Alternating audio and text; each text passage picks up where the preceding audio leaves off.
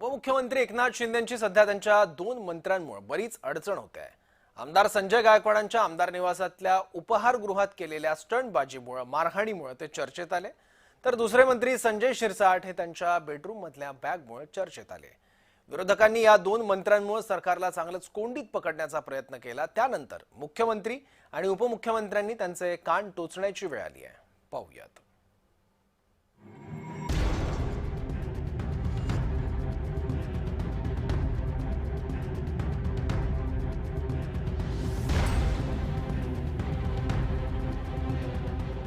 हे दोघे आहेत एकनाथ शिंदेंच्या शिवसेनेतील वरिष्ठ नेते आणि मंत्री।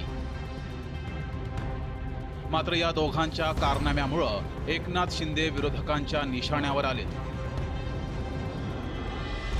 विरोधकांनी टीका केल्यानंतर एकनाथ शिंदे यांनी या दोन्ही नेत्यांना वॉर्निंग दिली आहे।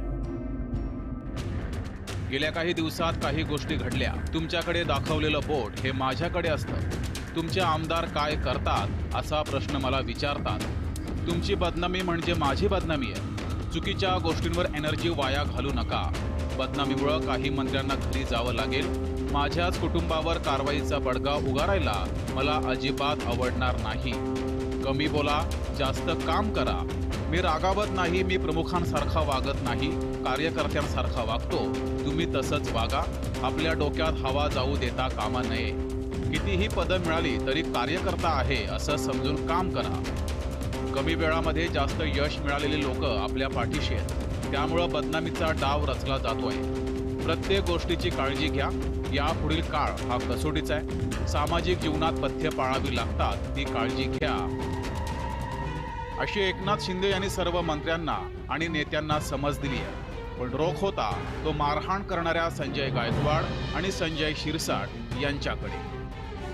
पैशांची बॅग असलेला व्हिडिओ व्हायरल झाल्यानंतर शिरसाटांना फडणवीसांनी सुनावले।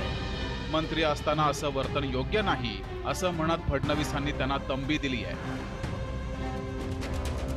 शिवसेना पक्षाचे अध्यक्ष एकनाथ शिंदे यांनी केवळ या दोघांनाच नव्हे तर पक्षातील सर्वच आमदारांना एक प्रकारे इशारा दिलाय।